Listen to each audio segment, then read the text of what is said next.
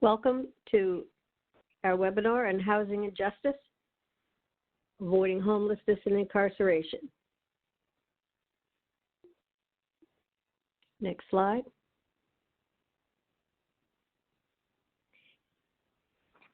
Hi, my name is Dana Hunt, and I'm a Principal Associate Scientist at Abt Associates. I'll be your narrator for this and guide through the panelists. As my background, I'm a sociologist and a criminologist with over 30 years of experience in program evaluation in these areas. I first want to thank Melville Charitable Trust for their support for the paper that was the genesis of this on the issue by Dr. Metraux, myself, and Will Yetman, and their support for this webinar. I understand we have over 750 registrants for this webinar, so first I want to go through a little housekeeping. To minimize the background noise, all attendees are going to be muted for the duration of the webinar, but you can use the Q&A feature to submit your questions and if you have any technical problems throughout the presentation. And again, due to the large number of registrants, which we're delighted, the chat function has been turned off for attendees. This webinar is going to be recorded and will be posted online at a later date. So I'd like to go over the agenda just very briefly. I'll spend just a little bit of time framing the issue, and then again, my co-author, Dr. Stephen Metraux, is going to give you a summary of the evidence. Our speakers will then be introduced for their presentations and a panel discussion. They will introduce themselves, but they are Corinne Buchanan from the Office of Diversion and Reentry at LA County, Dr. Richard Cho, Connecticut Coalition to End Homelessness, and TJ Gose, who is at the University of Pennsylvania School of Social Policy and Practice. Then we will have participants Q&A and again, you may add your questions throughout the presentation, and then we'll have a wrap-up. Next slide. I just want to take a minute or two to sort of frame this issue. In routine times, which certainly the impact of the COVID-19 pandemic, these are unfortunately not routine times, over 60,000 people are released from U.S. jails annually. And too often we find they face unstable housing or even homelessness. A recent study showed that among those who are exiting prisons, 11% become homeless shortly after release. This is a challenge that people face and providers face in trying to secure for them housing upon reentering the community from jail or prison. These challenges are substantial. We find the systems are fragmented, no particular agency is responsible for providing housing, and they're very, very vulnerable to homelessness. Next slide. So criminology has long shown that housing instability increases the risk of returning to jail or recidivism. Individuals also may return to high crime areas. They have problems with unemployment with limited skills. Their criminal record can be a discrimination function for them. And often they have chronic health problems, including substance abuse, mental health. And because they have been away, even short-time jail terms and long-term prison terms, this has weakened family and social ties, which makes rehousing even more difficult. In this webinar, we are going to present experts on the problem. They're going to suggest promising models, from their own experience and from their research. We are going to add to this discussion the critical issue of COVID-19 and the impact that this pandemic has had on communities who may be very unprepared for the influx of released individuals from prisons and jails. Next slide, please. We just wanted to show you that this work comes from Abt Center for the Evidence-Based Solutions to Homelessness. This is a center that operates out of Abt Associates. And then now I'd like to introduce one of my co-authors, Stephen Metraux, who will summarize the evidence on this issue. Steve? All right. Thank you, Dana, for orienting us both to this webinar and to the problem of housing in the context of reentry. Good afternoon. My name is Steve Metraux, and I'm an associate professor at the Biden School of Public Policy and Administration at the University of Delaware, where I also direct the Center for Community Research and Service. I've spent my career researching and working to end homelessness, and with this focus, it has been unavoidable that I've also become familiar with the workings of the criminal justice system. Along with Dana and our co-author, Will Yetman, who also deserves recognition for the behind-the-scenes work he has done in making this webinar come together, we have written a review paper that looks at evidence and best practices related to housing and preventing homelessness among people released from jails and prisons. This will be the focus of comments from three distinguished commentators, but before we get to them, I'll give a brief overview of the paper. Given Dana's excellent job in laying out the problems and challenges, I'll go right to looking at the four main areas of intervention for reentry housing and what we know about the approaches and effectiveness of each of these areas. In short, this should give some idea of what works and the substantial need for additional knowledge. We structured the paper in terms of assessing evidence at the four main intervention points for providing housing and services that could mitigate the likelihood of homelessness for people returning to the community. The first intervention point is with discharge planning. Discharge planning can take on many forms and levels of intensity, but essentially involves preparing for life after incarceration. Most people in prison receive some type of discharge planning services, while this is still much less commonplace in jails. Discharge planning can initially identify those who will lack stable housing after release and ideally will help arrange housing and accommodation for them. The slide shows key features of this process. While discharge planning is a key first step to the reentry process, there is little evaluation of what works and no attempts to disentangle this planning from the availability of housing and support services on the outside. The most systematic example of discharge planning are the VA's reentry programs, which go into prisons and jails to line up veterans with the extensive VA medical services, benefits, and housing services once they are released. To date, there's been no substantial outcome or impact studies looking at how well this program works. Next slide. The second intervention point are community corrections facilities. I use this term, which I'll shorten to CCFs, to include halfway houses, work release programs, and other kind of facilities that provide temporary housing, services, and supervision to people just before or upon reentering the community for a limited time period. Again, our findings are on the presentation slide. CCFs provide a crucial function just by virtue of providing housing and structure during the initial months after release, which is, of course, the time that those reentering the community are most vulnerable to becoming homeless. But beyond that, they don't offer a clear path to permanent housing, and there have been no evaluations of their ability to do this. And even if this were attempted, setting up an evaluation that provides generalizable information is a challenging task given the different types of community corrections facilities that are out there and the many different providers that run such facilities. All right, moving on to the next slide, which shows the type of intervention program, which shows the third type of intervention program, providing rental assistance, for which there is a much more limited set of examples. Again, the idea behind this is simple. Upon release, the person receives assistance with housing expenses with or without additional support services for a given time period.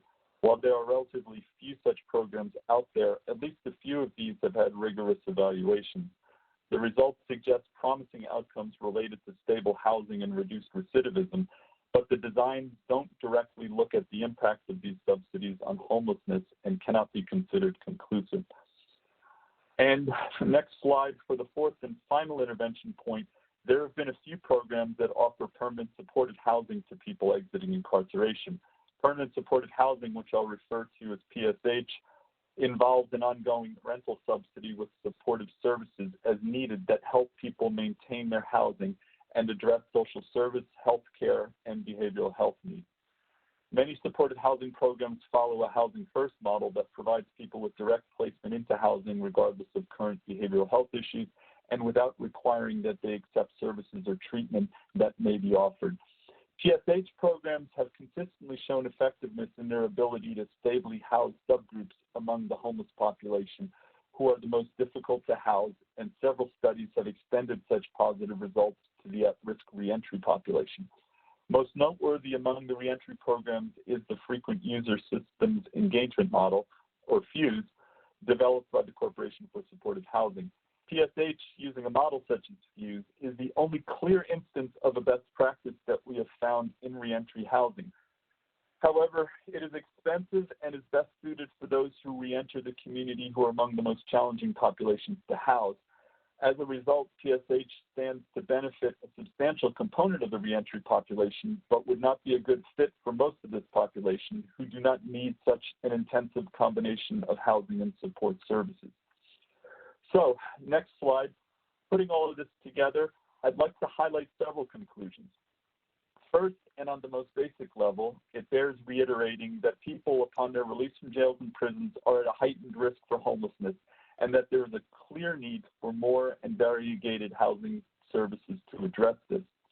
But more specifically, based on our examination of the research and existing evidence, we find there are clear needs for, first, more implementation of PSH and other approaches that are indicated to be effective, and also the development of new models for providing housing services to reentry populations, and finally, more studies to determine what works and why, especially with respect to housing outcomes. So, looking ahead, realistically, this is an area where housing and services are likely to become available ahead of efforts at evaluating their effectiveness, and I expect that evidence as to what works will remain more sparse than it should be. This was the biggest challenge in putting this paper together, is finding evidence that we could put together. This slide highlights recommendations that we made in response to the many gaps that we identified in examining this evidence. I'd like to take the few minutes that I have left to highlight just a couple of them. First, there is a need to provide housing and alternatives to homelessness and not make the reentry stream one more burden put upon the homeless services system.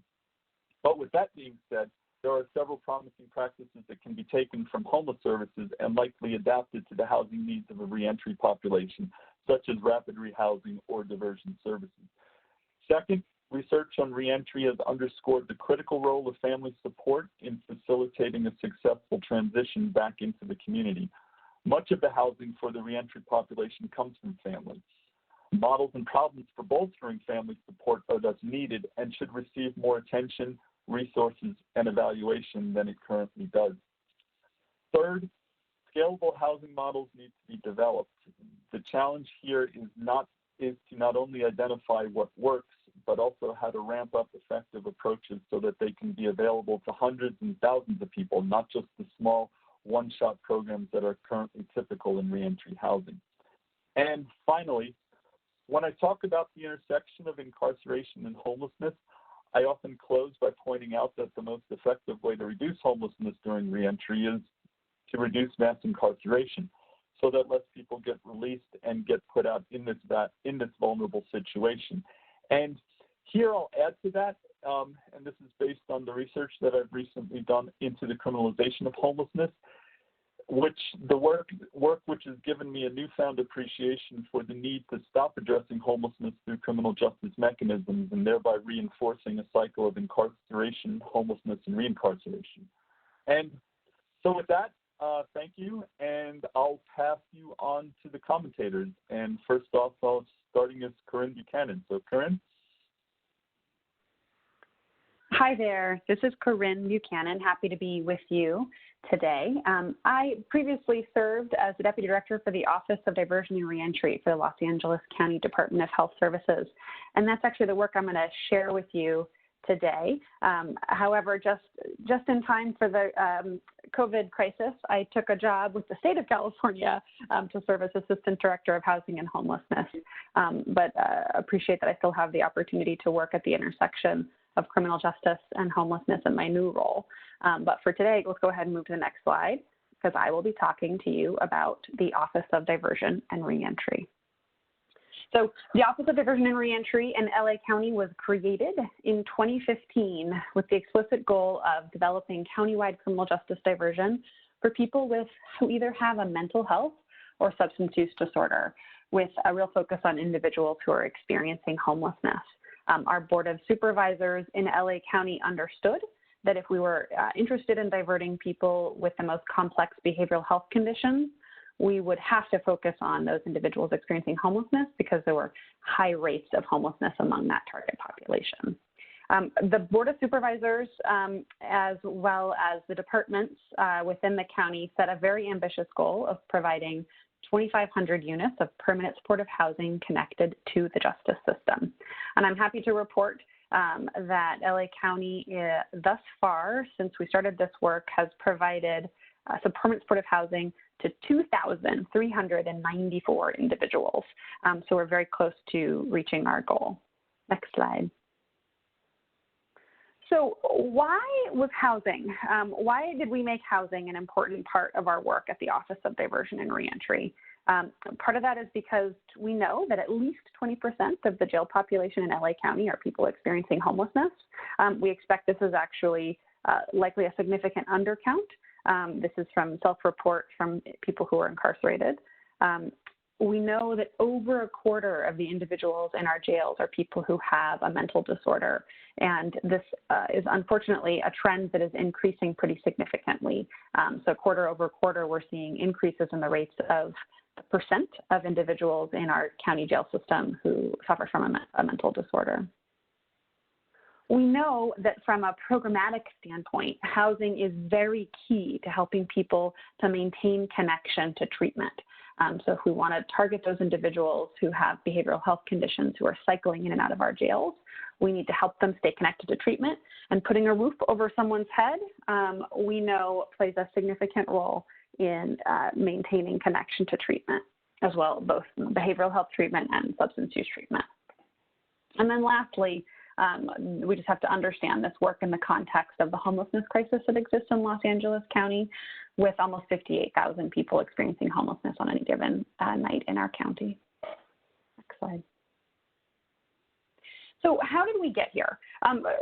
There's sort of a couple of, we call this sort of the perfect storm. There were a number of great things happening in LA County that I think led to the unique creation of the Office of Diversion and Reentry. And one of the precipitants is that the Department of Health Services in LA County had created something called the Flexible Housing Subsidy Pool out of a division called Housing for Health. And that was the creation of a locally funded rental subsidy program.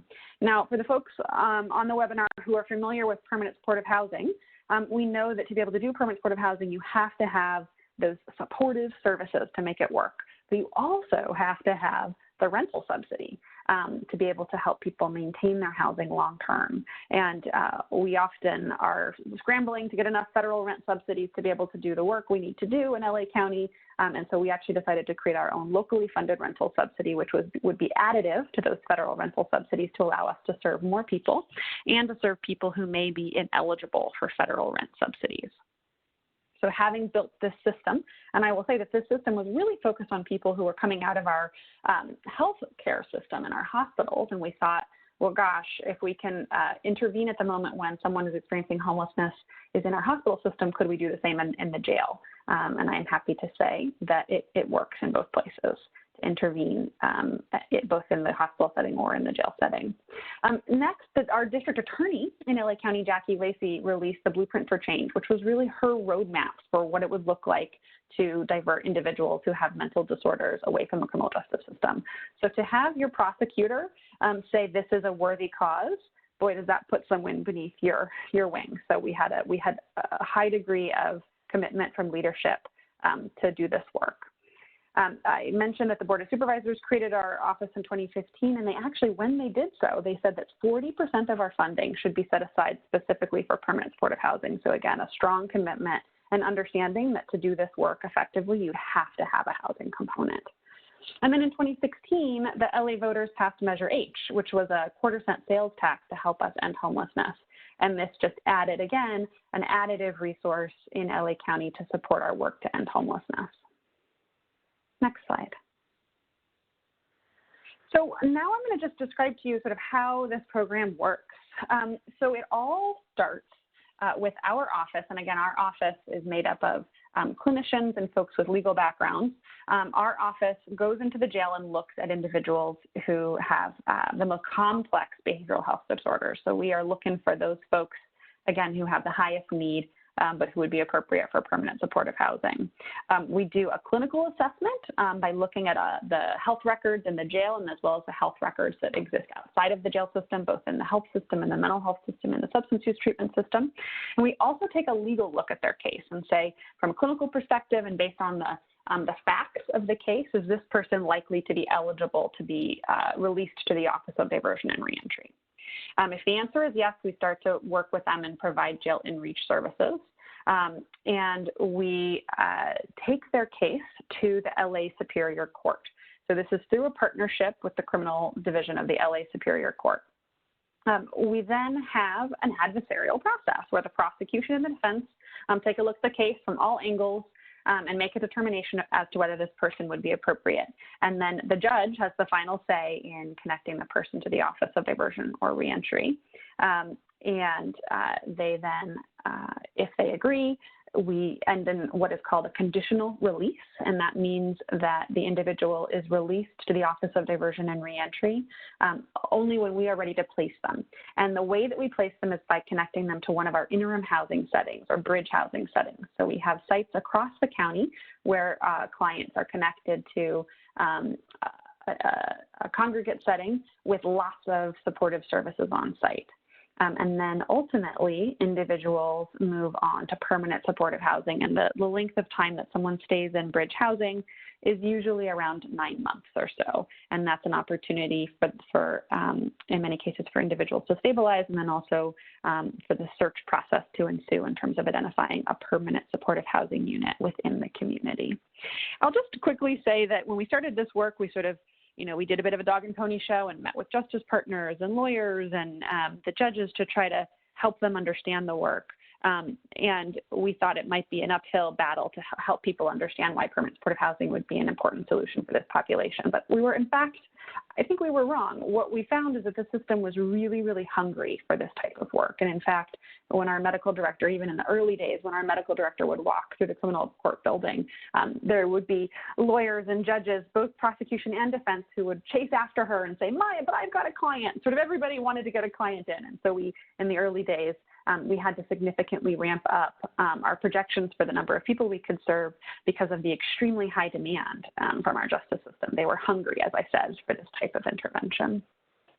And I'll say that when we started just in one courtroom in the Central District in downtown Los Angeles, and I'm happy to say that based on a request from the criminal court division within LA County Superior Court, we are now operating in what we call our hub courts all across Los Angeles County so that people have access across the county. Next slide, please.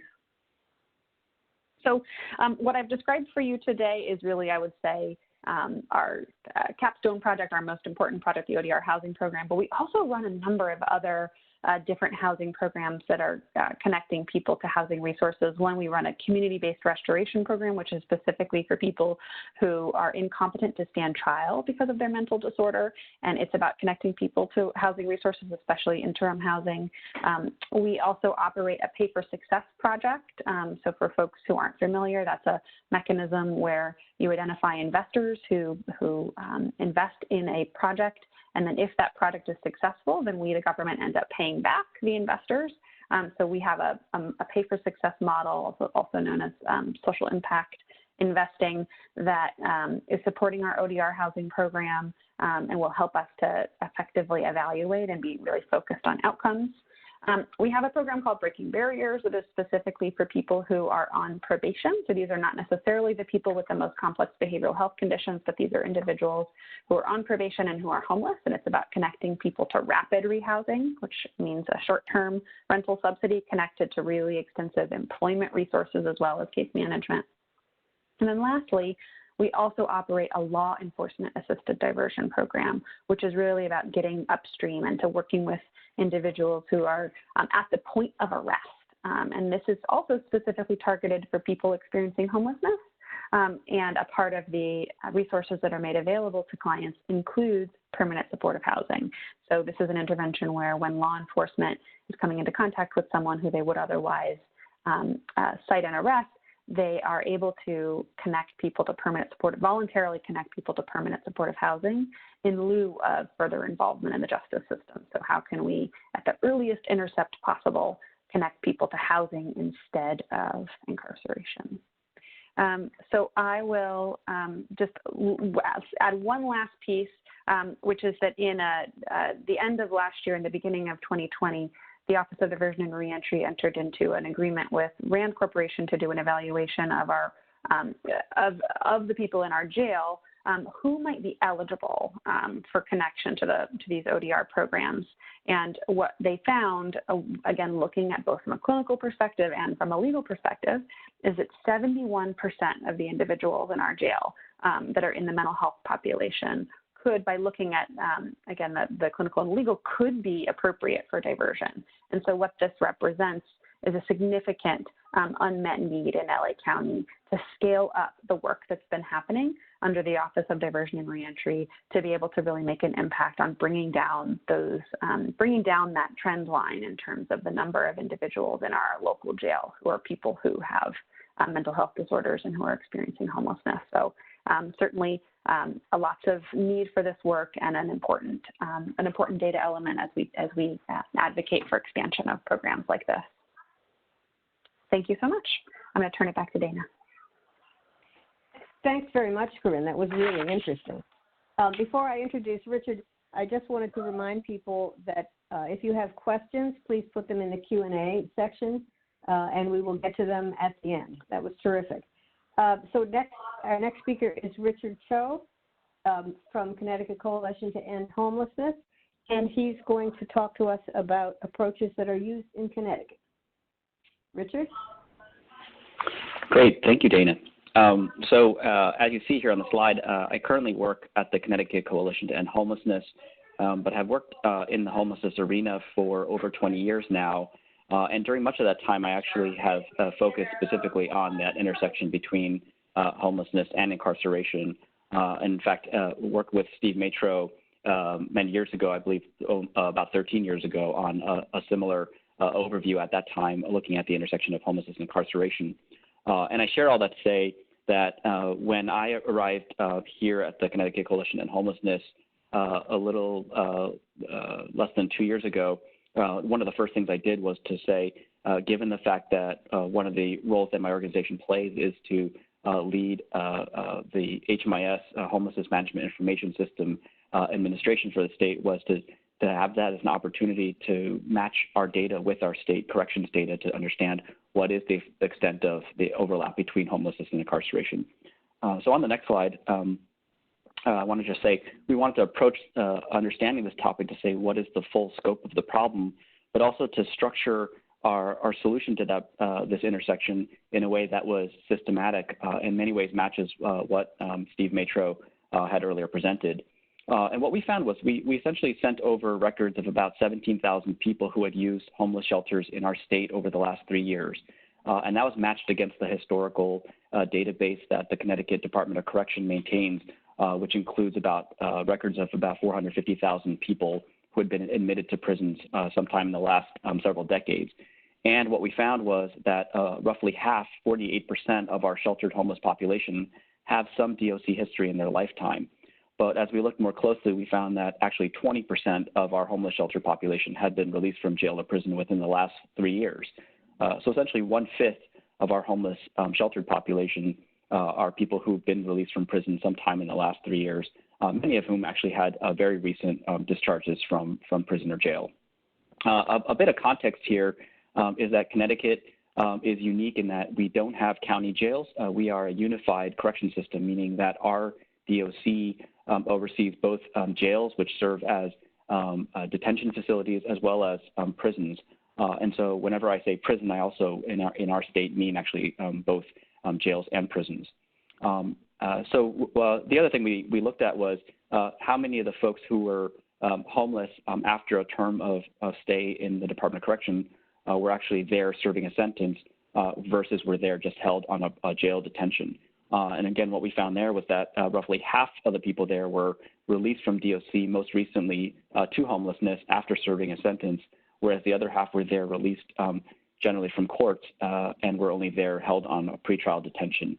That was only reflective of their most recent DOC stay, but it did show that we're not talking about people who necessarily had been in prison for many, many years. We're talking about people who were either sentenced to very short prison stays or were only held for a matter of weeks, maybe months on a pretrial detention, and then wound up released.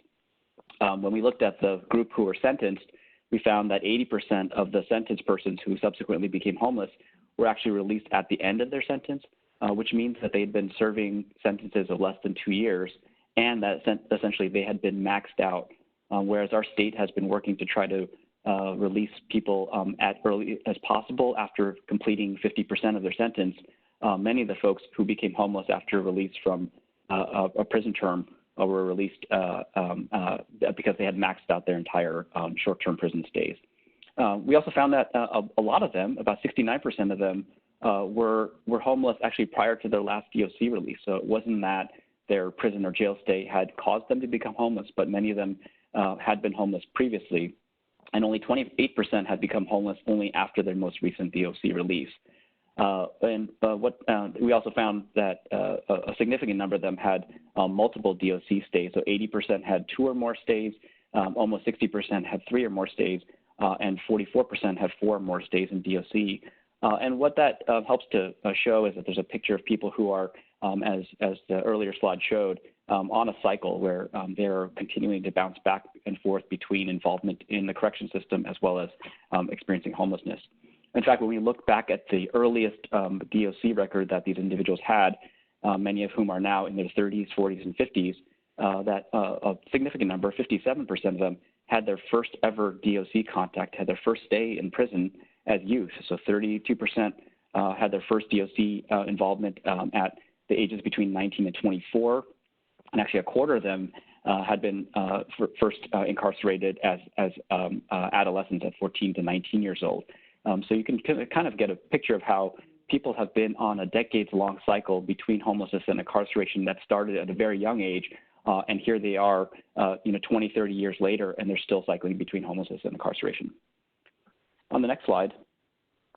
So what we wanted to do was to really tackle this issue systematically, and over the last year, we've been working closely with our state agencies as well as with other advocates to tackle comprehensively this cycle of homelessness and incarceration. And that included a few things. First and foremost, we worked to try to shape some legislation that would try to increase the both accountability as well as the capacity of our State Department of Correction, as well as our state probation agency and our courts to be able to identify people who are homeless within their custody, and then to work to prevent their homelessness. Steve Metraux mentioned discharge planning as one of the interventions. One of the things we want to do was enhance the ability of our criminal justice agencies to conduct discharge planning.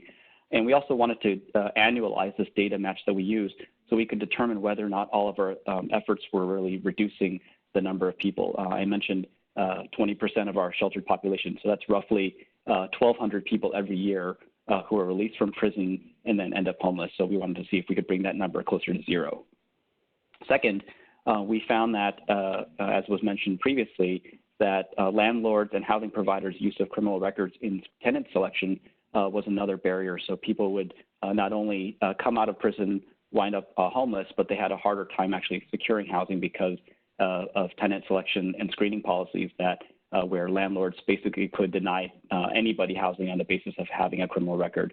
And so we've worked on legislation to try to limit landlords' use of criminal records in tenant selection processes. We also began providing training as well as developing homelessness screening tools that could be used by DOC, probation, and courts. And last but not least, we have been working to try to identify some state and federal funding streams that could help pay for both flexible rental assistance and case management programs. In other words, a rapid rehousing model. I should also mention that Connecticut has a FUSE program. The FUSE program was mentioned earlier by Steve Metraux. We have a program in Connecticut that roughly serves about 200 people. So we had also available some permanent supportive housing. On the next slide. all of that actually was being done prior to the COVID-19 pandemic. But of course, just about a month ago, or a little over a month ago, the arrival of the pandemic had created a completely new context. First and foremost, even though we had several promising bills that were moving through the state legislature, our state legislative session abruptly halted and has been put on hold indefinitely. Secondly, our homeless shelter system has been disrupted. We began working over the last month and a half to dramatically reduce new admissions to shelter, as well as to move as many people out of congregate shelters into hotels in our state. And so we had fewer opportunities to provide homeless shelter to people who are becoming homeless. There was also increasing advocacy to try to release more people from prisons, growing pressure from advocates to try to reduce the number of people who are in prison because of the COVID emergency. And then lastly, our state issued a partial moratorium on evictions, which means landlords were less willing to rent to people who were viewed as riskier. So in other words, the kind of perfect storm that Corinne mentioned happened in Los Angeles in a different kind of context. We had a different kind of perfect storm in that anybody who was coming out of prison had fewer ability to find housing, both because of their less chances of being able to find private market housing, not to mention their ability to find homeless shelters would also be curtailed because of the reduction in new shelter admissions. Meanwhile, the Department of Correction was looking to try to release as many people as possible through discretionary release mechanisms.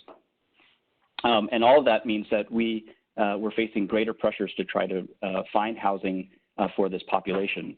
And I also want to just point out this chart that shows that in this last several weeks, we've had a really significant reduction. That dark blue line at the bottom shows this year's kind of prison population chart. And we've seen a dramatic bending of the curve downward where our DOC prison population is now at a historic low. We have roughly 11,000 inmates currently. And that kind of reduction has never happened before, but is really, I think, a function of the COVID pandemic. So all of those pressures have actually led our state to work really quickly to try to identify some housing options. So on the next slide, in the last 2 weeks, we were able to work with our state Office of Policy and Management, as well as with our State Department of Correction, to put together a new reentry housing assistance program. And that was by identifying about $150,000 in Justice Assistance Grants funding, JAG funding, that was being used, that we're using to both enhance discharge planning within DOC, but also to contract directly with community-based organizations who could do housing navigation, case management, as well as use that funding to provide flexible rent. That funding covers security deposits, rental assistance, rent application fees, transportation, utility deposits. We can also use it to pay for some smartphones and hotel and motel stays. So we're really using it as flexibly as possible. The idea here is that it's really a combination of interventions that starts with discharge planning. The program flow involves clients that are identified by Department of Corrections who are slated to be released from DOC at the end of their sentence. We try to identify people who are 60 days prior. And then the Department of Corrections and our Court Support Services Division, which is our probation department, works to try to exhaust all available housing options, looking at family reunification if possible, or identifying other safe alternatives. When they're not able to do that and they've conducted that initial triage, they'll refer to one of the regional organizations that we've identified, who will then both case manage that individual, provide interim housing, as well as determine if they need flexible rental assistance to connect them to permanent housing. One of the things we're working on currently is to see if we can both scale up this program by tapping into some of the additional Department of Justice funds that have been made available through the CARES Act. And again, also to try to tap into some of the existing supportive housing vacancies that become available through our state's FUSE program. So in a sense, what we've done is, although Steve mentioned that the research and evidence is not comprehensive, but we really are trying to take a comprehensive approach at this that includes discharge planning, rental assistance approaches, connections to supportive housing, and then also to the point that we don't want to continue to overburden the homeless service system. What we're really trying to do is to take advantage of funding that comes from the criminal justice system to try to replicate some of the interventions that have been known to be promising, and to do that using criminal justice funds. So with that, I'll turn it back to Dana. Thank you. Thank you very much, Richard. And I also wanted to remind our attendees that the slides are there's so much great information that is being presented by our panelists on their slides. So I just wanted to sort of reinforce the fact that they will be available after the webinar. They'll be posted so that you will be able to sort of look in detail at all of the rich information that's in these slides. So I'm now going to turn it over to our next speaker, who is T.J. Goth, who is from the University of Pennsylvania School of Social Policy and Practice. T.J.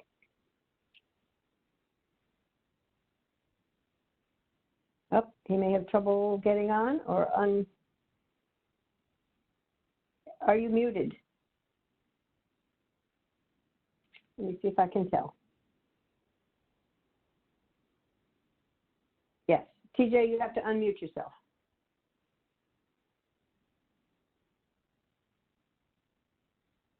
Hello?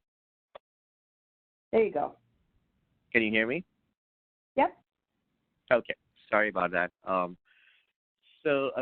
Excited to be here. I'm at the University of Pennsylvania School of Social Policy and Practice. I'm an associate professor there, and I also am the founding co-director of the Center for Carceral Communities, which serves folks coming out of prison in Philadelphia. Next slide, please. As some of you might know, Philadelphia has some of the largest populations in various forms of incarceration in the city. In the jail, the 4,000 that we had when the virus hit, that's one of the highest populations in any jail in anywhere in the world. So we really were looking at a major disaster coming down on us as the virus came quickly from New York, literally New York through New Jersey, coming towards Philadelphia. We were frantic because we knew from the examples that before us in China that the virus does attack populations inside prisons first and foremost, and it really is, it comprises a major vulnerable population within the jails. So what we wanted to do immediately was to get folks out. Unfortunately, that was very, very difficult. The two administrative judges in Philadelphia refused to review any of the cases. One of the judges was away on vacation. The courts had shut down, so no one was doing any reviews of cases. Social service agencies had shut down, so the question of what to do if they were to be released came up. It was a situation where, we were looking at the virus, kind of decimating an entire population. Just in comparison, the biggest ship that was actually not allowed to dock because of the onset of the infection had around 3,500 on board. And so we're looking at a considerably larger population at risk here. Next slide, please. What we ended up doing was really engaging the community at that point. And this was a couple of weeks ago. It sounds like an age ago, but really about a couple of weeks ago, the Public Defender's Office, the District Attorney's Office, and various community agencies came together to start putting pressure on the judges who were still holding out, the mayor who was actually not very responsive, and the governor of the state. I must give a shout out to some of these agencies because some of them are actually operating across the country in various capacities. So if you're looking for partners to do this work in your own cities, the Coalition to Abolish Death by Incarceration, the Community Bail Fund, Philly's Community Bail Fund, the Abolitionist Law Center, these were amazing agencies to work with. The Public Defender's Office and the District Attorney's Office under Larry Krasner in the DA's office and Pierre Bradford Gray in the PD's office really came together in a proactive stance. And finally, when we got the review started, which it's been going on for the last 2.5 weeks now, we were faced with a large number of folks being released into the community immediately. We at the center, in the meantime, had gone online about 4 weeks ago.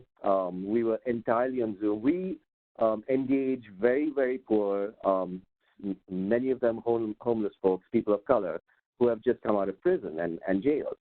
And we were successfully able to go online with phones, using smartphones and using Zoom or Blue Jeans as a platform. Now, this brought together some of our academic resources, too.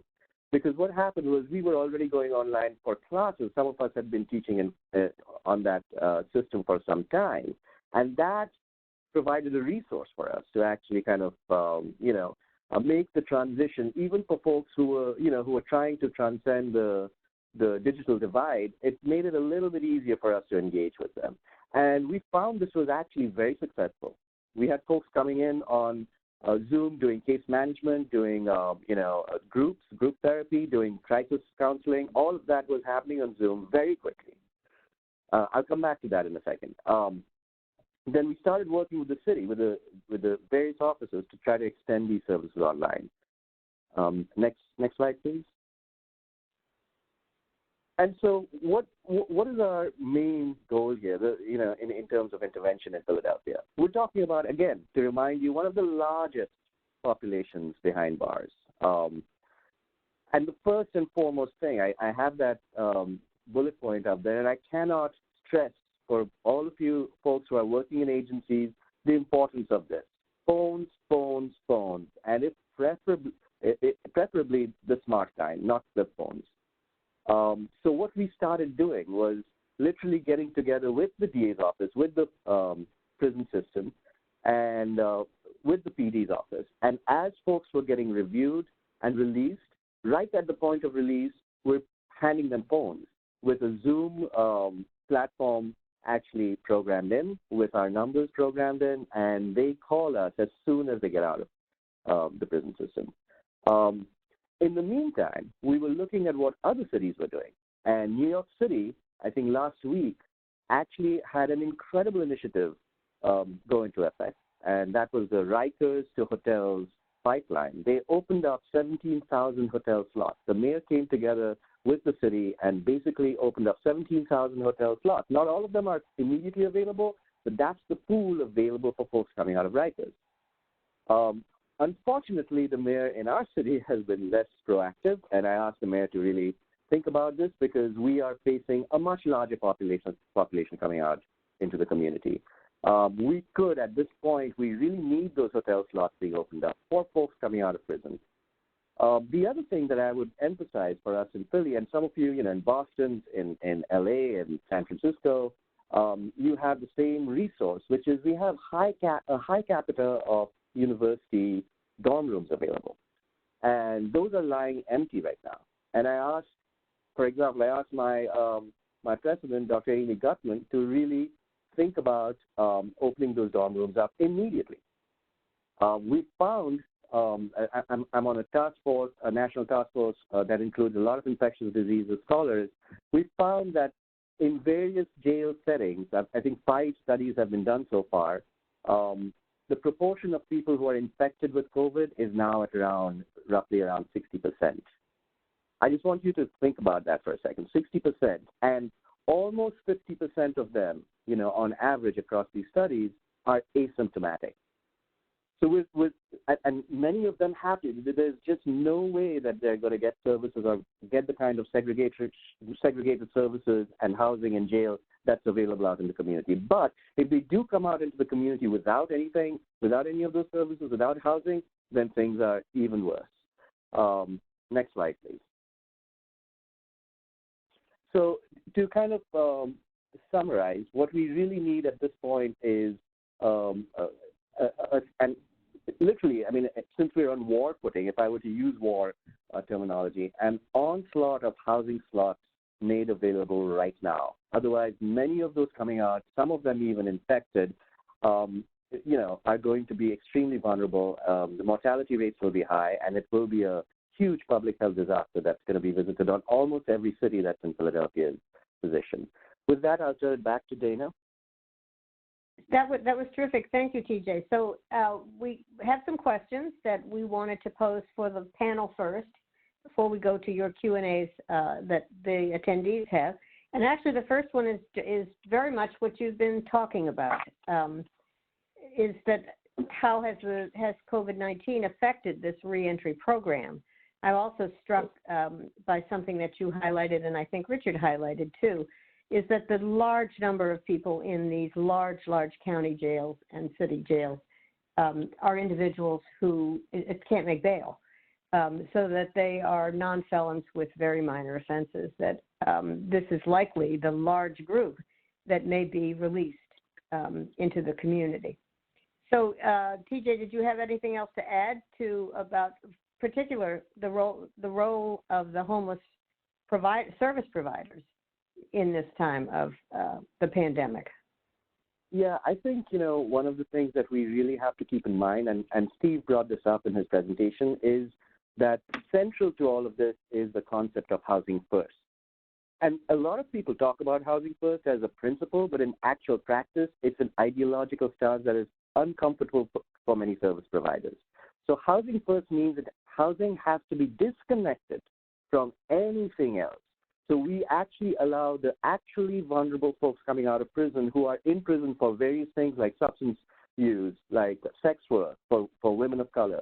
They have to have housing without any contingency of treatment or anything else. I mean, we hope that the treatment will follow at some point, but at this point, housing first is the single biggest need in the community. Mm-hmm. That's a huge thing that we have to integrate into our treatment programs now. Richard, I was also struck by the comment that you made about the partnerships between providers and advocacy groups who are strongly advocating for release. Could you say a few words more about how that works and how you made that work in Connecticut, particularly in the era of COVID-19 when more people are going to be released? Yeah, I mean, it's been a challenging couple of weeks. I mean, and I'll just caveat that everything we've done with regard to standing up this new reentry housing assistance program is literally just within the last 2 weeks. So there's a lot that we don't know. I'll say we worked closely with the Department of Corrections, who was struggling to figure out what they would do with people who are hitting their end of sentence in the next 30 days, in the next 60 days because of the COVID pandemic. And at the same time that funding, the state was saying they actually had funding that they could provide, we were dealing with a provider sector that was also scrambling to figure out what to do as they were trying to move people out of shelters into hotels, and they were themselves trying to implement some COVID-19 infectious disease protocols in their shelters. So, it was pretty challenging. We had to beg, plead. In some cases, some of our provider members and partners in our state did step up, but we were asking them to do a lot in a very difficult time. And I'll say I have to put out my gratitude to the 8 or so organizations that have stepped up to provide that case management and housing navigation at a time when this is also really challenging. The other thing I'll say is because of the COVID pandemic, many housing providers and landlords are now moving everything to virtual. They're doing virtual tours of apartments. They're also not signing documents in person. So housing search itself has become even more challenging. So we're doing this in a time of really unprecedented challenges. But I'm pleased to say we've had 60 referrals so far. We have 30 people who are in various stages of finding housing. I believe we have half a dozen, 6 or so people who are now in permanent housing, and the other 20 or so people are actually in the queue to get permanent housing. So even despite those challenges, our providers are doing amazing work to get people out of prison into permanent housing. So Corinne or Steve, would either one of you like to tackle this a little bit? This is Corinne. Yeah, sure. I'll jump in. So again, I am no longer with Los Angeles County, but at the state. And in my role at the state, I've had the opportunity to support LA County in some of this work that they're doing, specifically a project, an effort called Project Room Key, which is a statewide effort to connect people who are experiencing homelessness to hotels and motels to create non-congregate shelter options to help slow the spread or transmission of COVID-19. And in LA County, there's been an effort in particular to make sure that there are specific hotel, motel beds available for people who are coming out of incarceration in support of the Office of Diversion and Reentry's efforts. So again, it's really about making sure that those individuals who are either positive or have been exposed, or individuals who are at high risk for medical complications were they to become infected with COVID-19, making sure that those individuals have a safe place to be. We can't rely on, for those very vulnerable people, we don't want to place them into our larger congregate settings. Yeah. We want them in hotels and motels. So that's been the effort at the local level, being supported by the state. And this is Steve. I'll just say. Sure, go ahead, Steve. I'll just say a couple more general comments just to kind of close this out. I think what's very apparent here is how with COVID-19 and looking at both homelessness and with kind of with the jail and prison, with the incarcerated population, just kind of highlights the importance of this whole issue of housing, and also kind of highlights the kind of very tenuous kind of relationship and how much needs to be done there. Especially, you have in a lot of cases people leaving incarceration and potentially looking at an institution that's also very, very prone to just to putting people at risk for COVID, and that's homeless shelters, where the virus really gets at both of those as weak points in this whole system. So, kind of the brighter news, I think that this whole crisis kind of creates an opportunity for some rethinking of what approaches we're taking more generally towards reentry housing, and hopefully we'll get some more developments and also some greater openness to testing out new things in terms of this whole process. Thank you. So if we could have the next slide for our next question, is this a very important one, obviously, is how can reentry housing programs address the racial disparities, disproportionality of the justice system? And I'm going to ask TJ to go first on this and give us, a little a commentary on that. And we have a slide to show, too.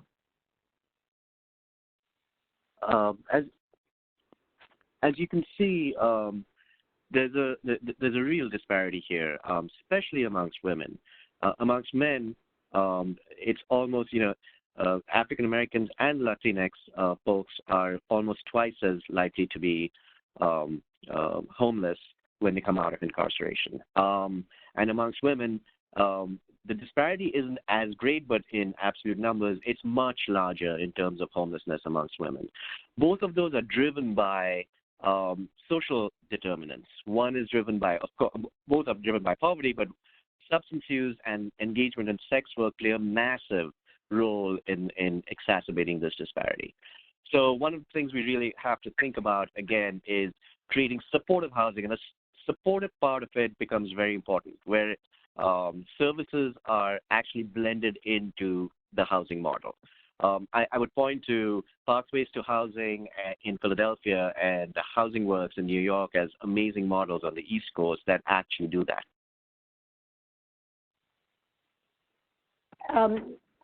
Corinne, I thought you might want to comment on this too, because you touched on it a little bit.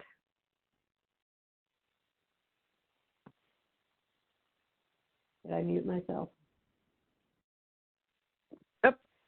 Thank you so much. I was muted. So just wanted to share that the work we've been doing in Los Angeles County is really focused on trying to address racial disproportionality in the justice system in a couple of different ways. One is our law enforcement assisted diversion program, which is modeled off of, that's our lead program. It's modeled off of work that actually comes out of Seattle. And the work in Seattle to connect people to resources, people experiencing homelessness to resources, and people, at the moment of intervention with law enforcement, really was born out of a desire to address racial disproportionality in their justice system. And so by serving people of color who are being arrested disproportionately.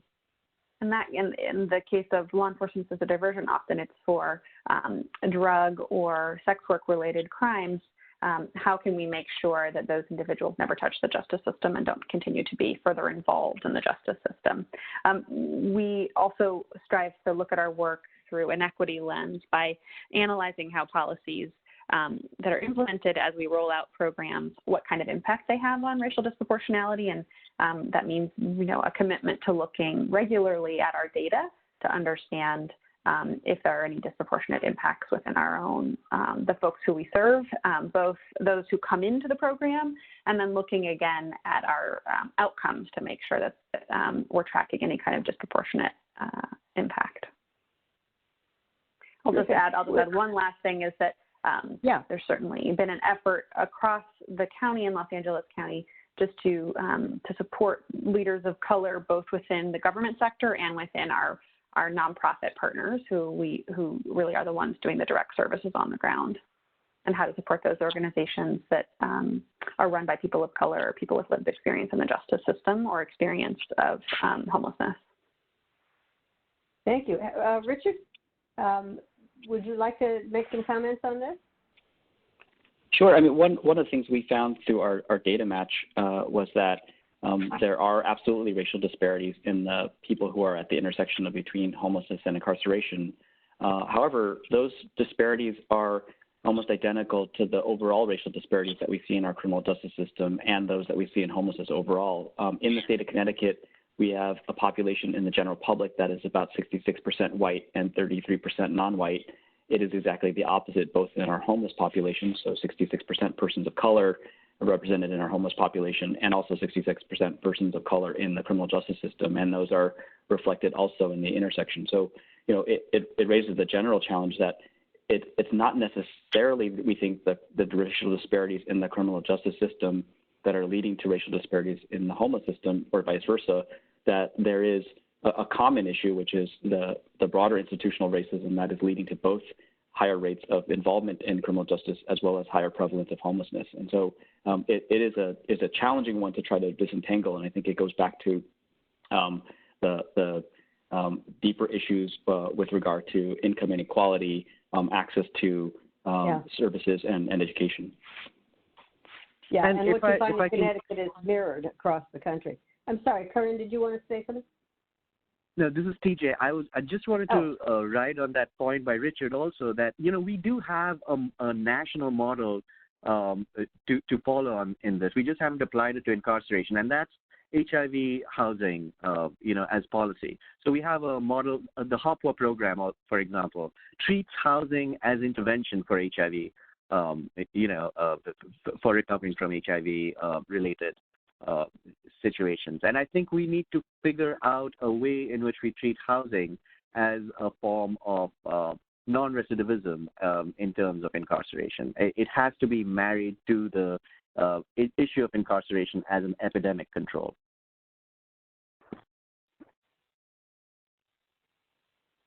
Thank you. I think we have one more question.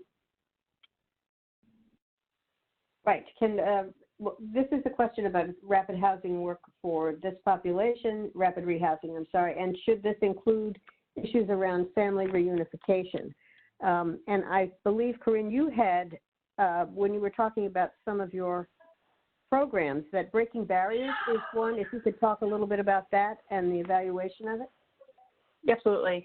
So as I mentioned, Breaking Barriers is the name of our rapid rehousing program in Los Angeles County that specifically is for individuals who are on adult felony probation in our community and who are experiencing homelessness.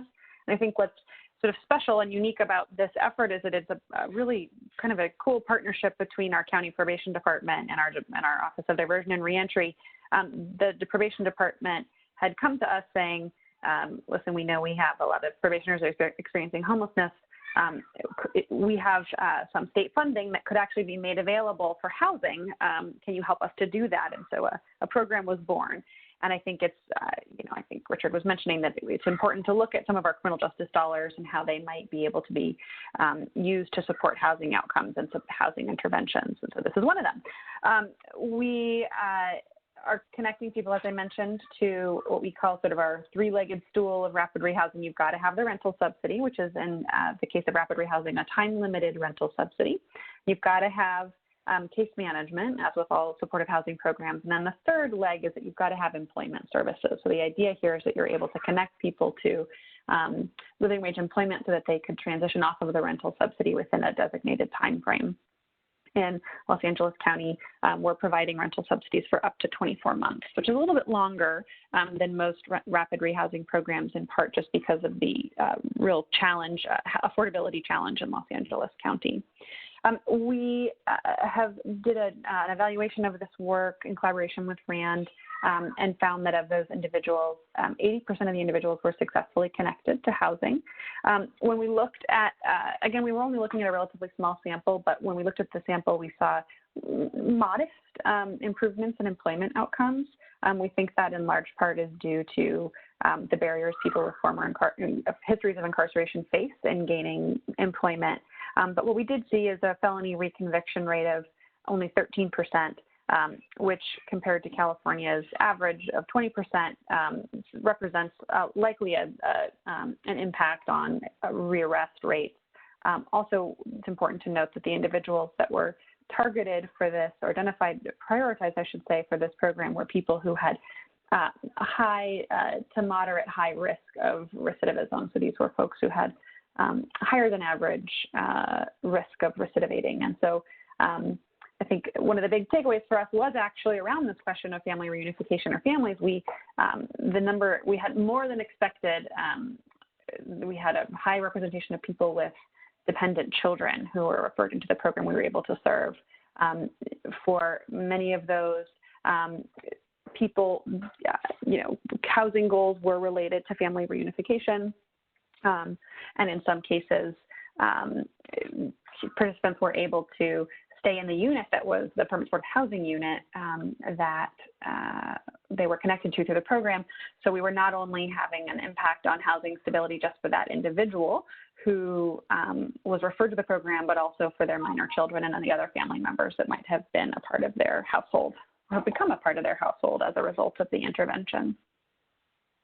Well, that's really interesting. Richard, I wanted to ask you, I believe that you have a blended approach where somehow your assistance is tied to family reunification, or prime family reunification. Is that correct?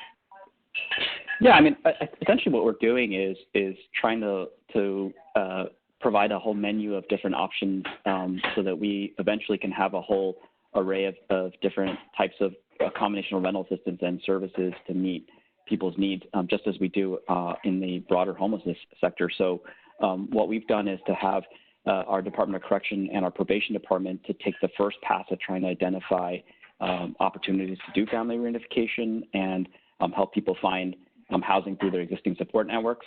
When that fails, that's when they get referred to our program, which provides rental assistance as well as housing navigation and services. So essentially a rapid rehousing, time-limited rental assistance model.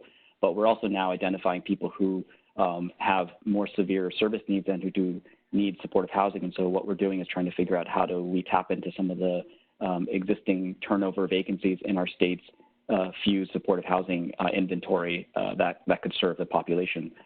So my response to that is I think it's about having any and all available tools that can be tailored to people's needs and strengths, because many of the people leaving Department of Corrections are folks who not only are able to work and earn income through employment, but also who, by terms of their supervision, probation, or parole, are required to work. And so in some ways, rapid rehousing does work well for that population. But there are many people in our prisons who have more severe service needs. And I'll say, even as our state has seen a reduction in our overall prison population, I mentioned we're at a historic low, 11,000 inmates now.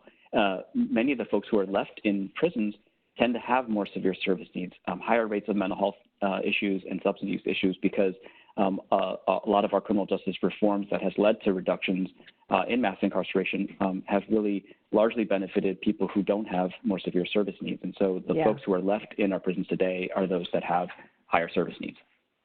Yeah. Thank you. Thank you very much for everyone. We have some questions coming in from some of the attendees. The first one I'll pose is for TJ. who says, in Philly, there seems to be a lot of collaboration and breaking down of the silos because of this emergency. Is there a way to keep that going once the pandemic dies down?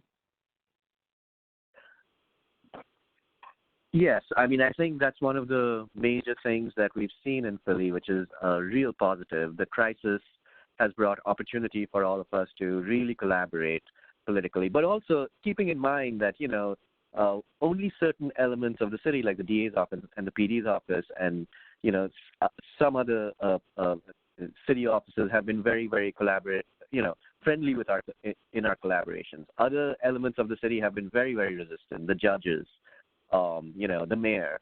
So I think it's a constant political negotiation, and those coalitions have to be kept alive in the long run, because housing for those who are formerly incarcerated is a political hot button for, that many people do not want to venture near, because we live in a country where we divide the poor between the deserving poor and the undeserving poor. And that is a very unfortunate set of political circumstances. So the coalition and the political pressure are absolutely necessary to take this forward, especially in this time of crisis with the COVID epidemic.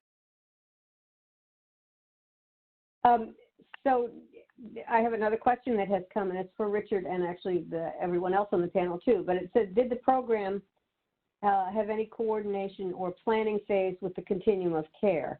Usually these lists are extensive, and communities have developed their own systems to identify and work with individuals experiencing homelessness as defined by HUD.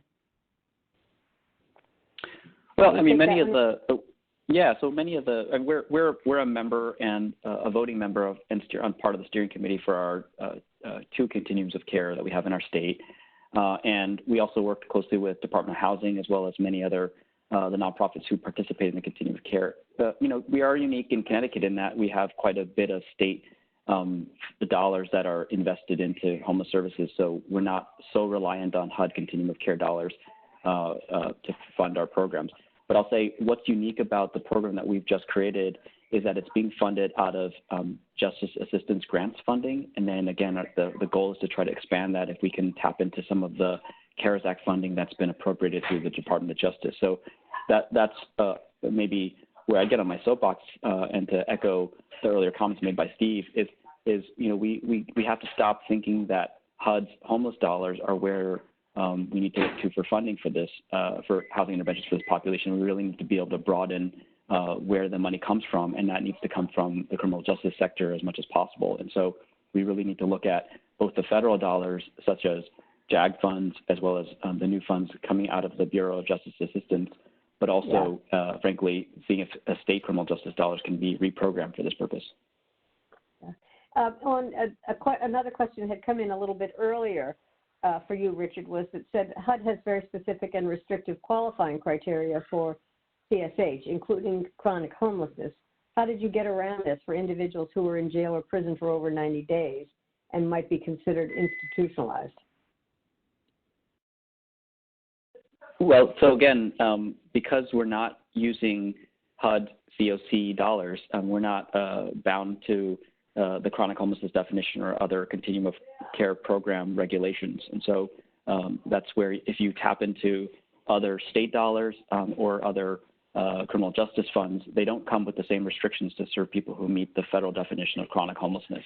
I think it is a challenge in that HUD's homeless program dollars were really meant for people who are currently in the homeless system. And, I think one of the points that was made earlier about how this is a problem of fragmentation, are people who are coming out of prison into homelessness, are they part of the homeless system or are they part of the criminal justice system? I would say they fall somewhere in between. And so really, I think what we need to do is find either a blended funding model or to be able to tap other funding streams that don't come with the same restrictions that HUD continuum of care program funds do.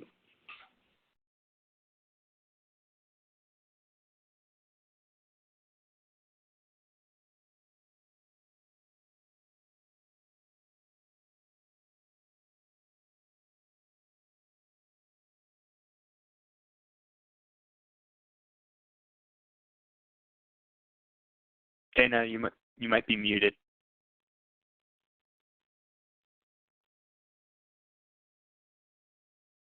Sorry, can you hear me now?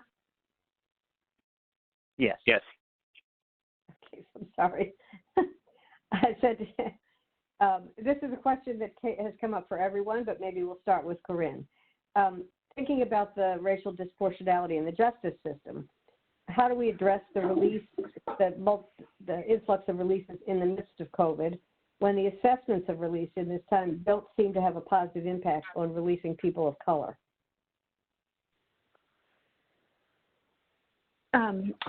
So again, my work, I'm now currently at the state, so not on the ground in Los Angeles at this moment in time, but I know that the Office of Diversion and Reentry in LA County has been basically has an opportunity to put clients forward to be considered for release in front of our judicial partners.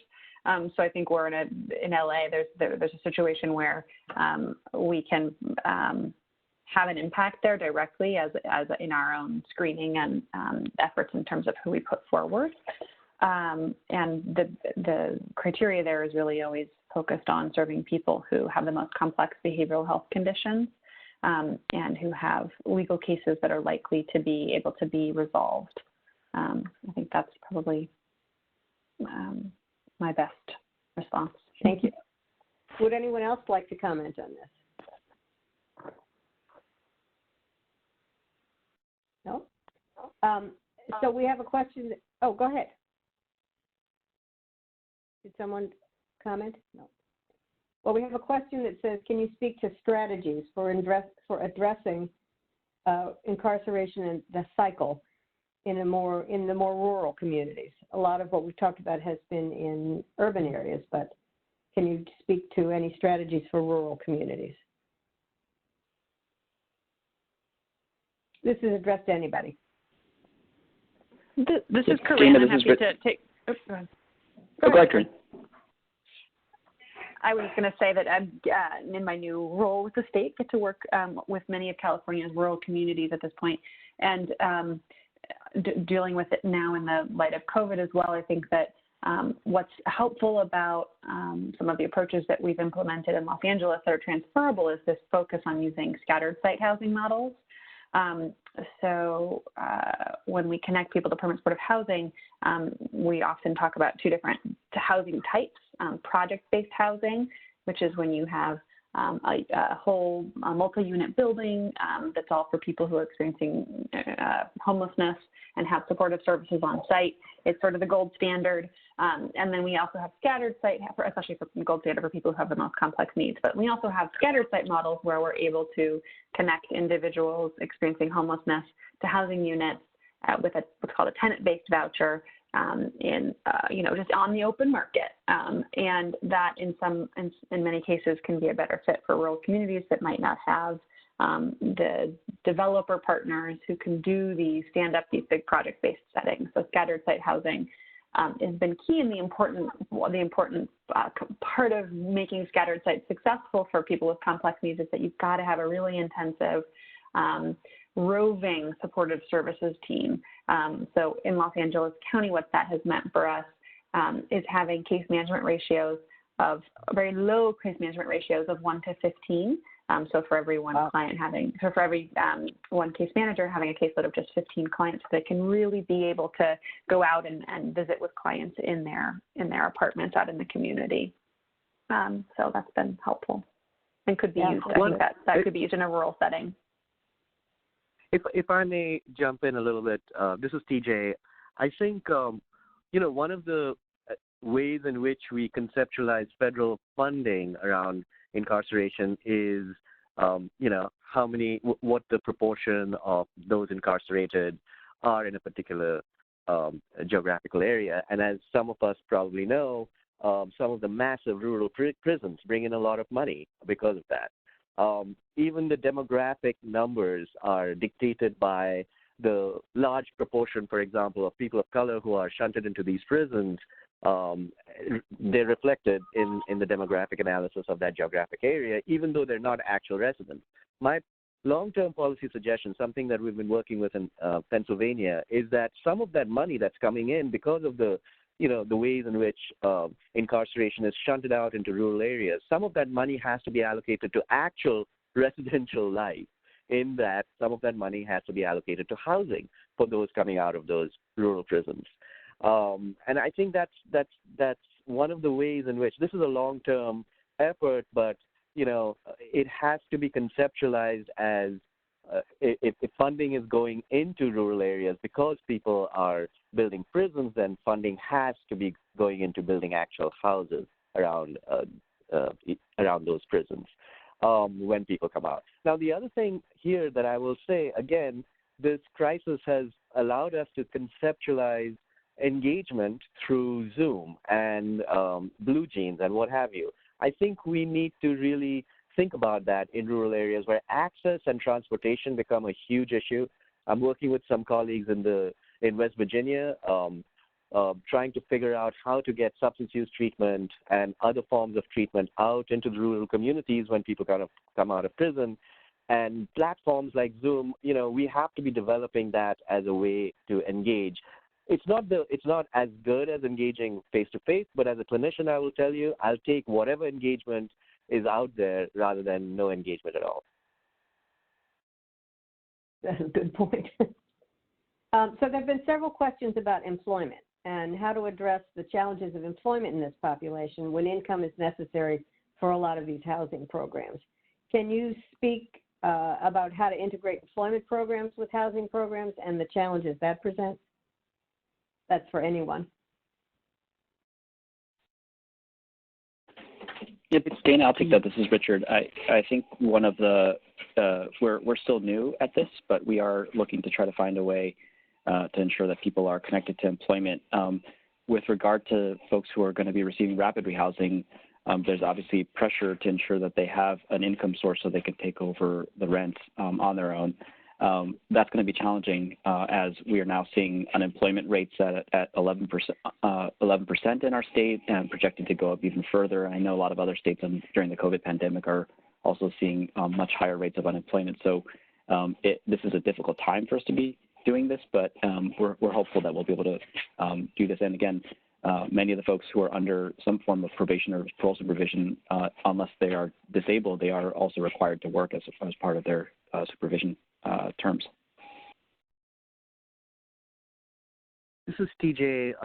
At the center, employment is pretty much the central focus of our engagement because without employment, recidivism rates are extremely high. And the employment cannot be flipping burgers at your corner shop because, slinging drugs on your street corner just makes, in a capitalist country, let's face it, it makes much more sense. Makes a lot more money than the burgers. Yes. Yeah, so we have to think about employment as career options. So one of the things the center has started doing is really engaging with the strengths of folks coming out. They are entrepreneurs, they are incredibly talented in ways to engage with their communities. So many of them, we're starting business development programs for them. We've really engaged them with varying degrees of success in enterprises where they go back into the healthcare setting, because the ways in which people respond to peer engagement around substance use treatment, around mental health care is really, really positively. So I think thinking about these, some of our folks, for example, I'm a social work professor, so some of our folks go into social work programs, and that's something that we have to think about more and more in terms of how to set up careers for people coming out of incarceration, not just your neighborhood, $10 an hour job. That's just not going to work at this point. So I have one last question, and this is, I think it was directed to Richard, but it could be anyone. Did the CCEH or any work with landlords directly, and how did you detect that the eviction moratorium had reduced landlord willingness to accept people they consider risky? Any sense as to how prevalent it is that landlords will accept people who are less risky? So it's actually mostly through the landlord networks that our provider partners have across the state, and many of them have already developed good working relationships with a key set of landlords who then continue to provide available vacancies. So that's largely what's happening. I think and I think in most cases those are places where we haven't seen challenges. It's when we're trying to broaden the net of identifying additional vacancies and landlords where we've seen some of those challenges. So at this point, we only have anecdotal evidence with regard to that, but what many of the providers that we're working with are saying is that as they try to identify, go beyond the usual suspects of the landlord partners that they've already been working with, they're finding that they're now dealing with people who have just come out of prison and have a very recent criminal record, and that's posing a challenge to be able to widen the net of possible vacancies. Yeah. Okay, I think we're sort of at the end of our Q&A. Oh, I'm sorry, I interrupted someone. No, I was just going to quickly say that, there is a law, the civil rights law, that actually forbids landlords from checking criminal records. It's just not enforced. One good thing that Philadelphia does is that it's a ban-the-box city, and we can start implementing the laws that are already in the books to prevent discrimination based on criminal record checks. It's actually in the books already. Thank you. So we have one last slide here that we want to have each of you just take a few minutes to say what do we need to know more about and what's your future research agenda. Can we start with Corinne? Don't forget to unmute yourselves, guys. There we go. I think for the Office of Diversion and Reentry, the most important thing is that, as I mentioned, we had this very important study by RAND to help us understand the percent of individuals who might actually be appropriate for diversion based on the legal and clinical factors. And what it demonstrated is that we could make a really significant impact on the population of people experiencing homelessness and who have mental health disorder in our jail. And so the next step is really, there's a very important conversation happening at the level of our Board of Supervisors around the creation of a new mental health jail. And the question of whether we should create more jail beds or more community-based diversion and how to find the right balance. And I think that the research and the work that's being done around housing resources and the outcomes for those individuals who are connected to housing will be very key in helping politicians make these types of decisions going forward. Thank you. Richard, you want to take a stab at this next? Kind of a big question, I know. Yeah, I mean, I think just going back to the question Steve Metraux posed, we're using a kind of all tools approach to address the needs. I think we would love to have a better sense of what are the right mix of interventions, how much supportive housing, how much rapid rehousing, how much discharge planning and family reunification can actually is needed to be able to bend the curve more significantly. I think we'll know that more a year from now. But in addition, I also think it's really important to try to understand, to what degree does providing housing assistance to this population help reduce admissions and the census within the prison system, such that we can actually try to recapture costs. It goes back to the old idea of justice reinvestment. If we are actually, right. Capturing people who are on a cycle, can we redirect resources from the criminal justice system ultimately to housing and services in the community? It's what I don't know if other fields do this, but the field of criminology calls this churning, and that's what we want to eliminate, the churning in and out of facilities because of things like lack of employment, lack of housing stability. TJ, would you like to take a shot at these general questions for you? Yeah, we started the center as a way to bring together research, evidence-based practice, and community collaborations and the city. And I think my future research agenda, as well as social work engagement agendas in that area, one of the things that we're doing here in Philly is it's called the Bland Initiative, funded by a wonderful community leader, Mr. Calvin Bland. It brings together resources from the School of Education, the School of Nursing, and the School of Social Work to really engage both scholarly as well as in an applied social engagement pattern, the resources of education, public health, basic health along all the dimensions, and to study the outcomes. In the end, some of the ways in which we move forward is a partnership with elements like, the Ford Foundation and various foundations that are looking to fund some of these efforts, along with National Institutes of Health and the Bureau of Justice. Without that partnership and without an outcomes-based research agenda, I don't think this moves forward, especially in the era of COVID crisis right now. Thank you. Steve, can we wind this up with you? Sure. Thank you, Dana. I'll be brief.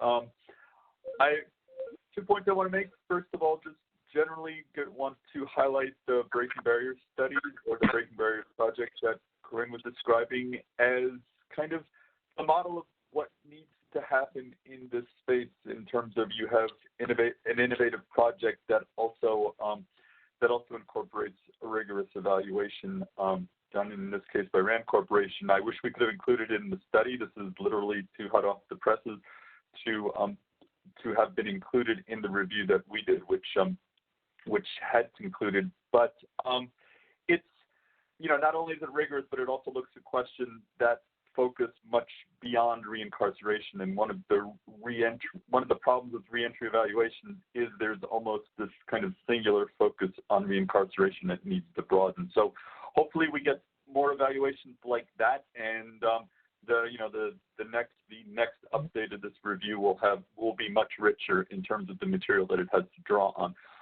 Personally, I've been looking at a lot on the criminalization of homelessness, and just finished a study funded by the Arnold Foundation, myself and Barbara Poppy, the former USICH director, where we looked at 9 specific localities who are involved in alternatives to criminalization in terms of addressing homelessness and unsheltered homelessness.